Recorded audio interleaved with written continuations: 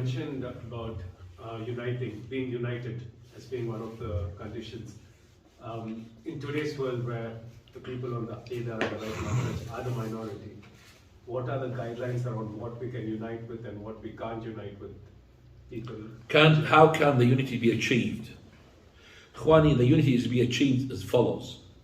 Is that to start from the books, not to put some certain principles and let's guide and unite upon them. No. From the reading, from the knowledge, from the Quran and the Sunnah and the methodology of the Salaf, we unite. So we say, as Shaykh Al-Albani says, قال ثقف ثم كتل. That is, teach and then the unity takes place. Not كتل ثم ثقف. What the partisans they do, they gather, and then they give them some principle. Read. And they gather here, this person is Ash'ari, this person is Maturidi, this person is Khawarij, this person is Mu'tazili. What are you going to put them? How? What type of cocktail are you going to make them together? How? Khawarij and Murja against each other. Mu'tazila and Jahmi against each other. So how can you unite? You can unite on something which is that Allah subhanahu wa ta'ala told us to unite upon. والسابقون الأولون من المهاجرين والأنصار والذين اتبعوهم بإحسان رضي الله عنهم ورضوان. I've got a path shown to me by the Almighty Azza wa Jal. Those are the predecessors from the Ansar and Muhajirun. They are mentioned in the Quran. Companions, follow their path. Their path is Allah is pleased with them and they are pleased with Allah to prepare. Why should I go and try another path where I don't know if I'm going to be successful or not? The path is there. Hold on to it, and Allah will be pleased with you. Do we know what the companions have done? Exactly the way that we've done regarding the ahadith of the Prophet, we do the same thing regarding the athar of the companions. Just like we know how the Prophet of Allah said this, we know if this companion had said this. So, alhamdulillah, we have narrations from the Prophet, and we have narrations from the companions. And what is implemented onto the Prophet's ahadith, we implemented also onto the companions' ahadith, athar of theirs. Unless the athar does not go against the general principle, we don't really make that thorough check. But if it's to do with something new, something is going to set a rule, a law, it's going to define how you implement this law, then we have to reach to that athar with the same mechanism that we reach to the authenticity of the hadith of the Prophet ﷺ.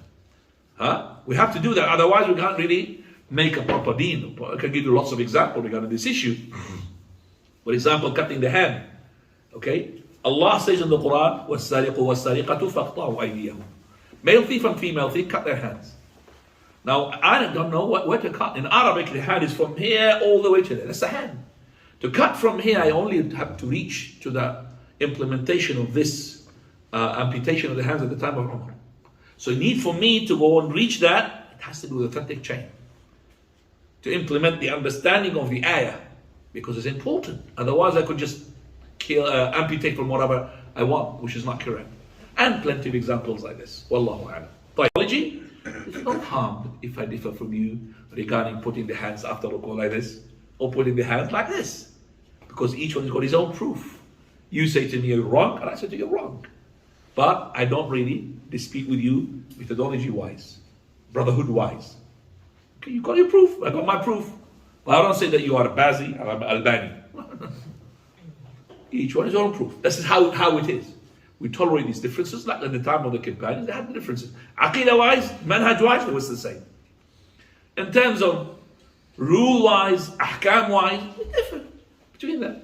And our aim is to find the minimum of difference among them, or the one which is more to the haqq.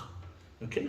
So I'll tell you an example that always we use it here for the sake of how the Prophet dealt with something which is major. Yet he had not condemned those people who did the other way, which is wrong. This is two people who were outside. Both of them, they had janaba, wet dream. One of them, both of them did not find water. One of them, he had made tayammum. And the other one didn't do anything. So the Prophet ﷺ, after they've done what they've done, because they were ignorant, He had told this person that you are right, you are upon the sunnah. And the other person, he said, you've strived hard, but you didn't get the correct answer, still you are rewarded. Because they didn't know, he strived, his body strived. Yet, now after knowledge, we know that if this person does not have a wash after sexual defilement, his prayer is what? Is invalid. Prophet ﷺ, regarding the battle of Qurayza, Banu Qurayza, after the battle of the trench, he went to Banu Qurayza. He said, لا يصلين أحدكم العصر إلا في بني قريظة. None of you to pray the Asr prayer except inside the tribe where Banu Qurayza are. So they approached, and the Asr now is at the end of its time. Sun is about to set. Some of the companions said, no, we're not supposed to pray the Asr until we are there, even though it's going to go through the time. The Asr will finish. The Lord said, no. This is Asr prayer. We can't miss it. We do the Asr prayer and then we go.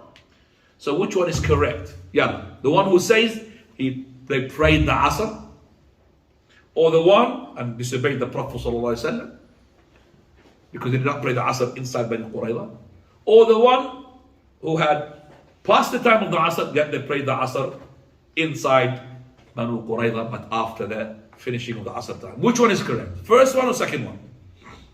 Who takes the first one? One person. Who's the second person?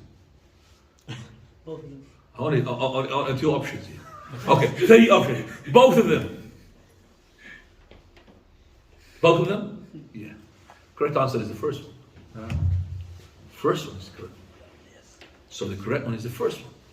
Because إِنَّ الصَّلَاةَ كَانَتْ عَلَى الْمُؤْمِنِينَ كِتَابًا مَوْقُوتًا. The prayer is upon the believer is a time book. So how do we understand that the hadith of Prophet do not pray the Asr until you are Banu Qurayza? That means don't delay coming to Banu Qurayza. Make sure that you are there. But if you have the time is about to set, I'm not saying to you to go and pray it there. I'm just saying that make sure that you are able to pray the Asr inside Banu Qurayza. So the Prophet of Allah, he said, both are correct. But Ibn Taymiyyah, discussing this issue, he said the one who is correct is the one who is upon the Sunnah. Because you have touched the Sunnah and you are having double reward because you made ijtihad. The one who said the Sunnah is correct. But now we know haqq is with those who had prayed the Asr on time. Did not delay it after the prayer. Now.